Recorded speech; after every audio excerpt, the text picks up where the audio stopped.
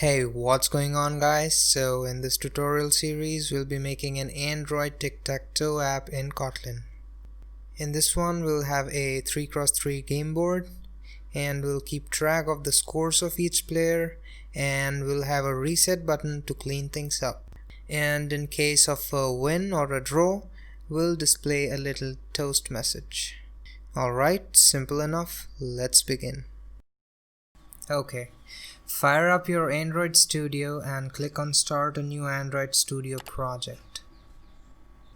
Select Empty Activity as the project template and hit Next.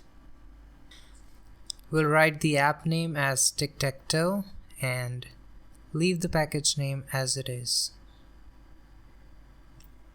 Choose language as Kotlin and minimum SDK as API 22. With this, our app will run on approximately 92% devices, which is good enough for us. But if you want to choose a different minimum SDK, then you can click on this Help Me Choose to help you decide. Once you're done, click Finish. Okay, so Android Studio have given us a basic Hello World template. There are two files here, activity_main XML file and main activity Kotlin file. Generally, the XML files are the layout files of your app. They build the UI and decide how your app looks. The Kotlin files decide what your app does.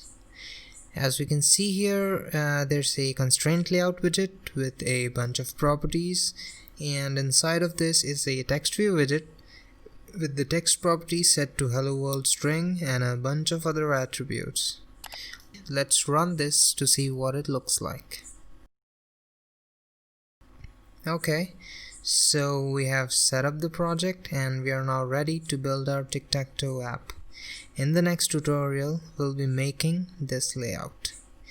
If you want to get in more detail, you can check out my blog post related to this tutorial, link in the description below. Alright guys, thanks for watching. I'll see you in the next one.